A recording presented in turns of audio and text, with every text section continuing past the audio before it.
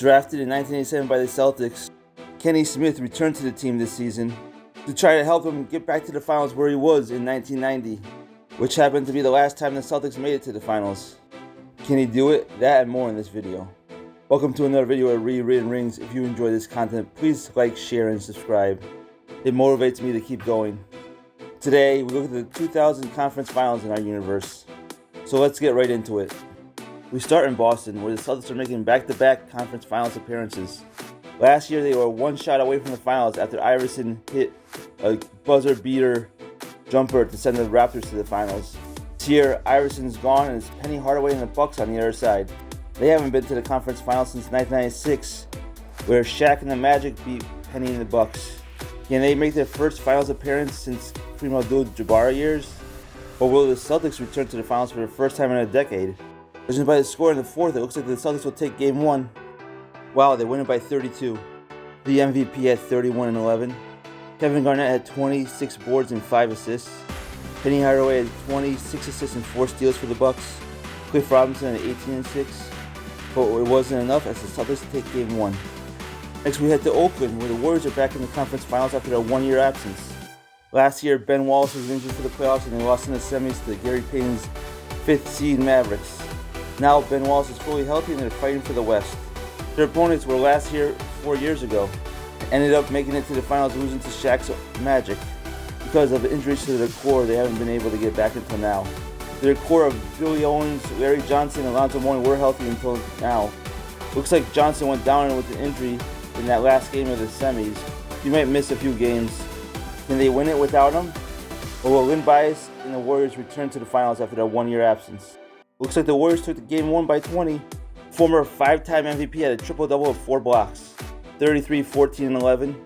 Grant Hill had 23 and a whopping 5 steals. Roy Tarpley had 17 and 10.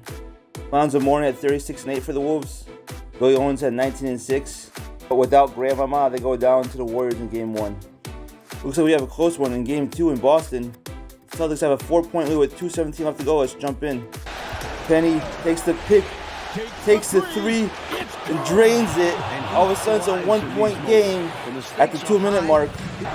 After Kevin Garnett misses the 3, it's Penny Hardaway taking it to Larry Hughes. He slams it down, and the Bucks have a 1-point lead with 1:35 left in the clock. The Celtics go right to the MVP for a response. He's backing up his opponent with up fakes, puts it up with the right. It's good. Celtics are back up with 1:21 left.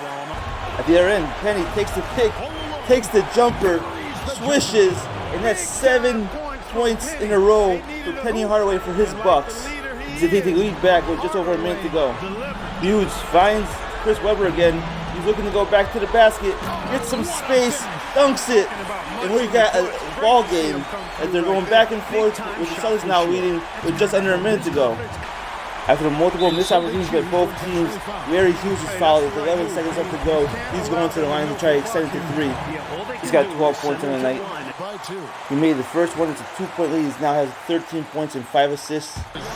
He misses the second. The Bucks call timeout. They're down 2 with 11.5 seconds left to go. Penny has it, takes the pick, takes the 3, misses, and the Celtics survive. They take a 2-0 lead in the series. Chris Webber had 26 and 18 boards. Ray Allen had 18 and 7 assists. Kevin Garnett had a double-double with 5 assists, 10 and 12. Penny Hardaway had 39 and 7 assists for the Bucks. No one else had more than 15 as the Bucks are now down 0-2. The Wolves get a split with a W in game 2. Alonzo had 31, 17 boards and 3 blocks. That's good enough for the second spot on the all-time list. 2 behind his own record he set back in 1996. Most rebounds in a playoff game in franchise history. Billy Owens had 19 and 5 steals. Len Bias had 17, 14, 7, and 3 blocks for the Warriors. Ben Wallace had a double-double with 3 blocks, 12 points, 13 boards. But it wasn't enough as the Wolves get the split without LJ. The Bucks responded in a big way at home, winning by 29. Former champion Cliff Robinson went for 30 and 12. D. Brown had 24 and 6 assists. Chris Webber had 32, 11, and 6 for the Celtics. Ray Allen added 26. Garnett had a pair of 11s, points and rebounds with 6 assists. But it wasn't enough as the Bucks are right back in the series. We have a tight one in Minnesota for Game 3. Warriors up by 2 with 2:47 left to go. Let's jump in. The ball goes down to Roy Tarpley. He backs up his opponent. Goes up with the left.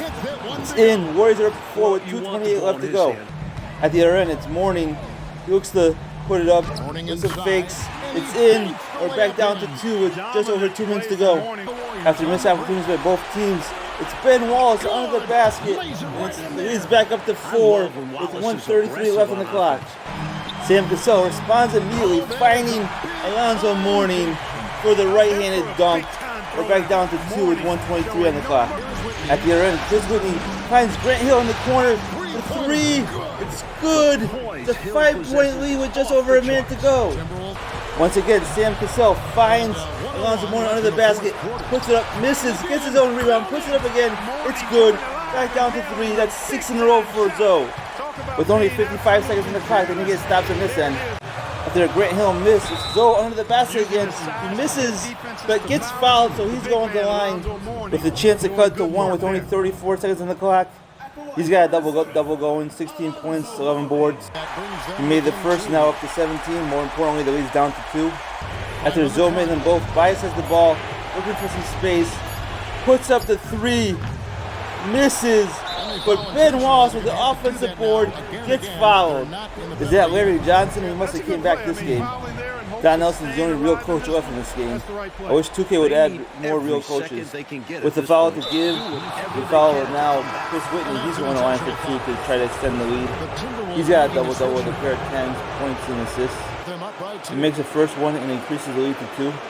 He made them both. We have a 3-point game with 7.1 seconds to go. Timeout, Wolves. They get it to their 3-point shooter, Billy Owens, for the tie. He misses. And that should do it. They foul Chris Whitney. All he has to do is hit 1. He now has 12 and 10 and gets a kind bounce to increase the lead to 4. And they end up winning by 3. Len Bias had 28, 14, and 7. Two-time champion Grant Hill had 22 and 5. Roy Tarpley had 18, 14, and 4 blocks. Billy Owens had 28 and 5 for the Wolves. Larry Johnson in his return had 19, 7, and 9. Alonzo Mourning had 18 and 11 and 3 blocks. But none of it was enough as the Warriors take back control of this series. The Celtics respond on the road and are a game away from advancing. Barnett had a double-double, 30, 10 with 3 blocks. Ray Allen added 25, 5 assists and 3 steals. Chris Webber had 23 and 9. Penny Hardaway had 25 and 12 assists for the Bucks. Cliff Robinson had 23 and 10. Lorenzen Wright had 21 and 10. But none of it was enough as the Bucks are now facing elimination, heading back to Boston. The Warriors win both games in Minnesota. Len Bias had a triple-double, 34, 13, and 8. Grant Hill had 25. Roy Tarpley had a double-double, 15 and 11. Larry Johnson had 17, 15, and 6 for the Wolves. That puts him in 5th. Most rebounds in a playoff game in franchise history. Alonzo Mourning had 16, 5, and 3 blocks. But it wasn't enough as the Wolves are now on the brink of elimination, heading back to Oakland. It's Game 5 in Boston. The Celtics have a chance to get back to the finals for the first time in a decade. Can a 2-time MVP Chris Webber help them get there? Or will Penny and the Bucks fight to play another night? The Bucks are up early. If it's close at the end or if the Celtics are leading, we'll jump in to catch the trophy celebration. With 2:40 left to go, the Celtics are up by 9. Let's jump in. Penny is getting ready to give up on this game. He finds Lorenzen Wright, who puts it up and leads down to 7 with 2:30 left to go. After several missed opportunities by both teams, it's Cliff Robinson for 3, and all of a sudden it's a 4-point game with 55 seconds left to go. After both teams miss, they foul Kenny Smith with 31 seconds left to go. He has a chance to increase the lead back to 6. He's got 8 points in the night. He misses the first one. The lead remains at 4. He makes the second. We're up to 5. Timeout Bucks. Lorenzen Wright finds Penny Hardaway for 3. He drains it. It's a 2-point game with 20 seconds to go.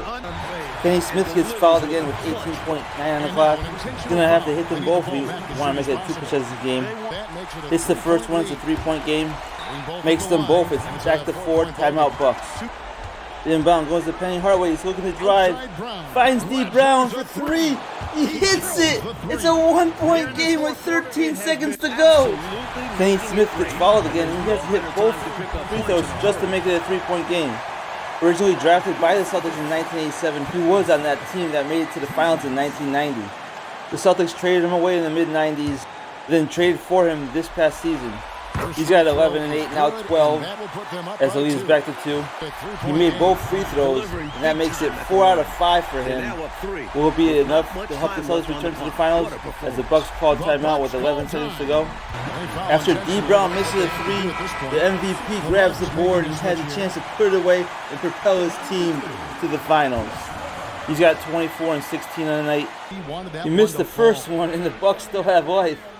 He hits the second. It looks like the Bucks have no timeouts, and it will be the Celtics returning to the finals after a decade absence. It will be their first time for most of these players, but for Kenny Smith, he's been there, and it was his free throw shooting at the end that got them there again. Now the question is, can they win it all? The Celtics haven't done that in 15 years. If they do, it would mean Chris Webber wins the title in this world. The MVP filled it up in the closeout game, 25, 16, 5, 3, and 6. Kevin Garnett had 14, 13, and 3 steals. Ray Allen had 13, 9, and 8. Penny Hardaway had 19, 5, and 10 for the Bucks. Cliff Robinson had 17 and 10. D. Brown had an amazing 5 blocks. That puts the 6'2 guard 5th on the all-time list. Most blocks in a playoff game for the Bucks. But it wasn't enough. Like the 96 Bucks, these guys lose in the conference finals too. And the Celtics move on to the finals for the first time in a decade. Next we head to Oakland, where the Warriors are looking to close it out at home too. After splitting the first 2 games at home, they went to Minnesota and won both of them. Now the Warriors can end it here on the home floor and return to the finals after a 1-year absence. Can they do it, or will Alonzo Mourning and the Wolves fight to play another night? Warriors are up double digits in the 4th. We'll jump in regardless to see the celebration. It's up to 16 with 2:31 left. Let's jump in. Mourning goes to his second ever conference final, but this time he doesn't come out victorious. For Grant Hill, he'll be heading to his 3rd finals. He's 2-0 with the Magic. With Ben Wallace in the lineup, the Warriors return to the finals, unlike last year. For Len Bias, this will be his 5th finals appearance. Second with the Warriors, can he go 2-0? Your Golden State Warriors are your West champions, as they head to their 2nd finals in 3 years. Now the question is, can they win their 2nd title in 3 years? Can win a dynasty in the new millennium? It would cement Len Bias as the greatest player of this era. He already has the 5 MVPs. Grant Hill finished with 31 and 6 assists. Bias had 22, 13, and 6. Roy Tarpley had 14, 11, and 3 blocks. Ben Wallace had 8, 11, and 6, and 3 blocks. Alonzo Mourning had 36, 8, and 5 blocks for the Wolves. That puts him tied for 2nd all-time, right behind the mark he set this year with 6. Most blocks in a playoff game in franchise history. Billy Owens had 17, 13, and 3 blocks, but it wasn't enough as the Wolves fall and the Warriors are heading back to the finals. That's the end of the video. If you enjoyed this kind, please like, share, and subscribe. It goes a long way. And stay tuned for my 2000 finals video coming soon. Until then, thanks for watching.